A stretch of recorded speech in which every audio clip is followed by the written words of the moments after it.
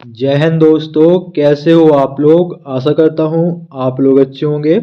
जैसा कि आप ये स्क्रीन पर देख रहे हो, यह पेपर एसएससी जीडी का 2024 का प्रीवियस ईयर का पेपर है। तो हम इसका जो जीके जीएस का सेक्शन है वो सॉल्व करने वाले हैं।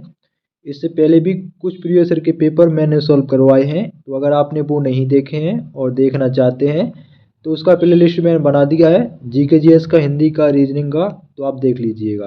ठीक है, और वीडियो स्टार्ट करते हैं। और ये रहा आपका पहला प्रश्न। भारतीय संविधान के निम्नलिखित में से कौन से अनुच्छेद का संबंध भारतीय संसद से है। तो वो अनुच्छेद का नाम है 79 से 122 के बीच जितने भी आपके अनुच्छेद हैं उनका जो संबंध है वो भारतीय संसद से है। ठीक है, अगला प्रश्न देखिए। अगला प्रश्न है आपका, भारत की व्यावसायिक बैंकों के बारे में कथनों को पढ़िए। तो आपको बताना है कौन सा कथन सही है और कौन सा गलत है। तो व्यावसायिक बैंक दूसरे प्रकार के संस्थान है जो द्रव निर्माण अर्थव्यवस्था का एक भाग है। तो ये ऐसा गलत है, ऐसा नहीं है।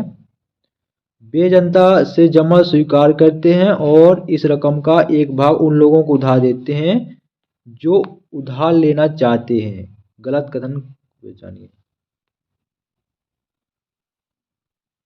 तो ये दोनों सही हैं आपके, ना तो ये वाला गलत है और ना ही ए वाला गलत। तो दोनों आपके सही हैं, तो ऑप्शन 3 आपका सही हो जाएगा। ठीक है, अगला प्रश्न है, भारत में कृषि उत्पादन बढ़ाने के लिए सदाबहार क्रांति शब्द किसने गढ़ा। तो यह जो है आपका एम.एस. स्वामीनाथन जी ने गढ़ा था। ठीक है, और भारत में एम.एस. स्वामीनाथन को ही हरित क्रांति का जनक कहा जाता है। ठीक है, अगला प्रश्न, Indian premier league cricket tournament का पहला संस्करण निम्नलिखित में से किस वर्ष आयोजित किया गया था। तो यह जो है आपका 2008 में आयोजित किया गया था। ऑप्शन 1 सही हो जाएगा। अगला प्रश्न है आपका, भारत पहली बार क्रिकेट विश्व कप का विजेता कब बना। तो यह जो है 1983 में बना था। कब बना था पहली बार?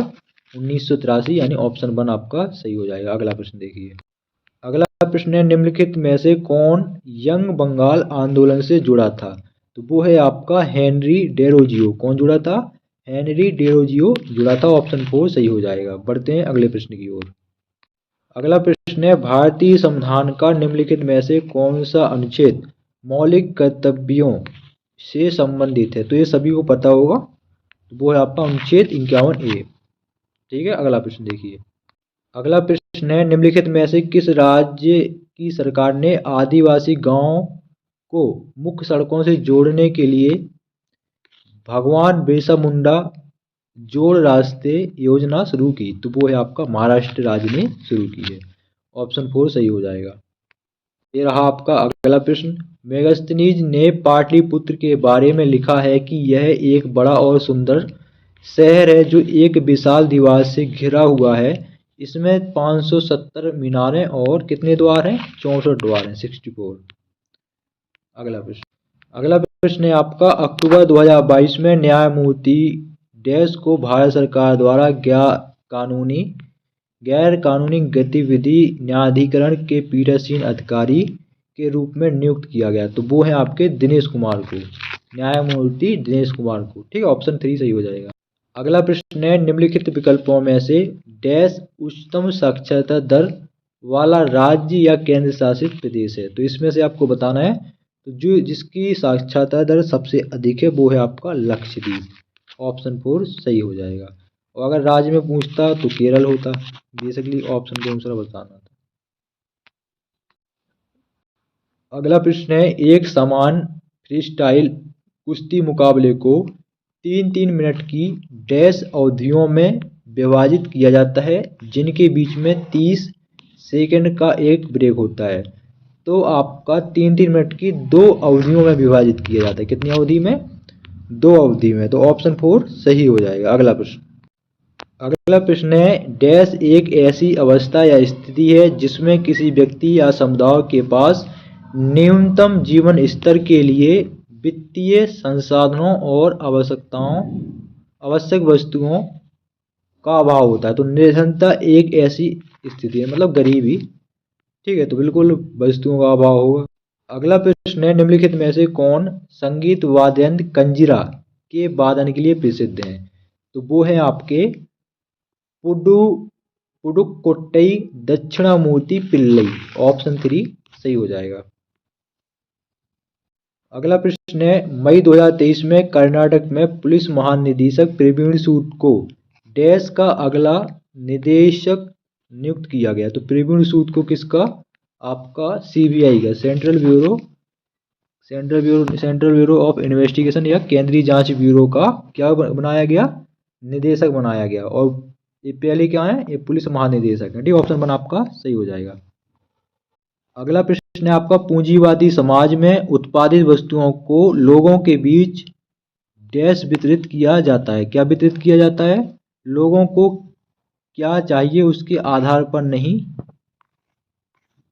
बल्कि क्रय शक्ति के आधार पर, ठीक है, वितरित किया जाता है। ठीक है, पूंजीवादी समाज में उत्पादित वस्तुओं को लोगों के बीच लोगों को क्या चाहिए इसके आधार पर नहीं, बल्कि क्रय शक्ति के आधार पर वितरित किया जाता है। तो ऑप्शन 4 आपका सही हो जाएगा। अगला प्रश्न देखिए। अगला प्रश्न है, हॉर्नबिल पर्व या हॉर्नबिल उत्सव निम्नलिखित में से किस राज्य में मनाया जाता है? नागालैंड में 1 दिसंबर को मनाया जाता है। ठीक है। अगला प्रश्न है आपकी, संरचनात्मक समायोजन नीतियों की शुरुआत के बाद 8वीं पंचवर्षीय योजना अंततः में शुरू की गई थी। तो ये 8वीं पंचवर्षीय योजना, तो ये आपका 1992 में शुरू की गई थी। कब की गई थी? 1992 में। ठीक है, बढ़ते हैं अगले प्रश्न की ओर। अगला प्रश्न है, मध्य प्रदेश में ढोल की थाप पर विभिन्न अवसरों पर महिलाओं द्वारा निम्नलिखित में से कौन सा नृत्य किया जाता है? तो वो है आपका मटकी नृत्य। तो ऑप्शन 2 आपका सही हो जाएगा। तो दोस्तों, ये थे आपके एसएससी जीडी 2024 के एग्जाम में पूछे गए जीके जीएस के प्रश्न। वीडियो कैसा लगा कमेंट बॉक्स में जरूर बताएं। इससे पहले भी कुछ पेपर सॉल्व करवाए हैं, तो अगर आप वो देखना चाहें तो जरूर देखें। और जितना आप प्रीवियस के पेपर पर फोकस करोगे आपके लिए उतना बेस्ट रहेगा, बेनिफिट मिलेगा। और इसके अलावा 2023 की भी सॉल्व कर रहे हैं, तो वो भी आप देख लीजिएगा। ठीक है, रीजनिंग का मैंने पूरा सॉल्व करवाया है, हिंदी का पूरा करवाया है, और जीके जीएस का भी पूरा किया गया है। तो चैनल को जरूर सब्सक्राइब कर लें, और प्ले लिस्ट बन चुका है तो देख लीजिएगा। ठीक है, आगे जो सेक्शन है वो आपका यहाँ से, ये आपके यहाँ मैथ के प्रश्न है। 8 मिनट हो जाए, 8 मिनट का इंतजार हो गए।